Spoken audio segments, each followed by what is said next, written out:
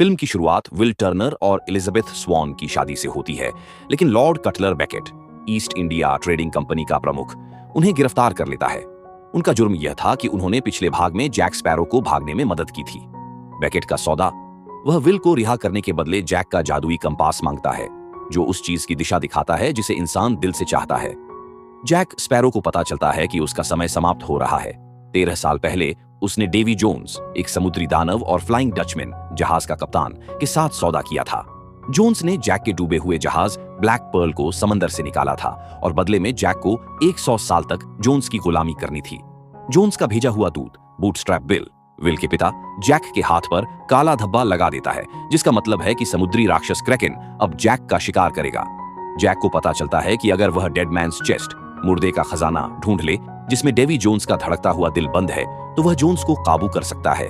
Will Jack को ढूंढते हुए एक नरभक्षी द्वीप पर पहुंचता है, जहां जैक को भगवान मानकर खाने की तैयारी हो रही होती है। वे वहां से भाग निकलते हैं। वे जादूगरनी टिया डेल्मा के पास जाते हैं, जो बताती है कि जोन्स का दिल एक संदूक में बंद है और उसकी चाबी जोन्स के पास ही है। वह जैक को सुरक्षा के लिए मिट्टी से भरा एक जार देती है, क्योंकि जोन्स 10 साल में सिर्फ एक बार जमीन पर कदम रख सकता है। जैक चालाकी से विल को फ्लाइंग डचमैन पर भेज देता है। वहां विल को अपने पिता बूटस्ट्रैप बिल मिलते हैं। विल जोन्स से चाबी चुराने में कामयाब हो जाता है और कसम खाता है कि वह अपने पिता को इस श्राप से आजाद कराएगा। फिल्म के अंत में सभी किरदार आइसला क्रूसेस पर मिलते हैं, जहां संदूक दफन है।